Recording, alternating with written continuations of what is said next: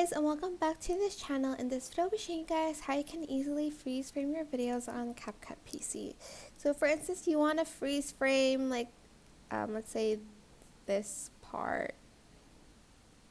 Wait, maybe like something else. Okay, maybe this one. Then you're going to select, well, you have to select the clip first and then select this freeze. And then here you can like add in like a black and white filter, for instance. Most people do that when they freeze like the frame. But it's totally up to you. Just do that. You can also delete the like rest of the clip if you want to, or just like continue it later on. But that's basically it. Super simple. You can also freeze another bit of the clip if you wanted to by pressing the freeze frame. But remember, you have to select the clip in order to see that button right here. And that is basically it. I hope this tutorial was helpful for you guys. Don't forget to like, comment, share, and also subscribe to this channel if you haven't done that already. If you have any questions, just leave it in the comment section down below, and I'll try my best to answer them all for you guys.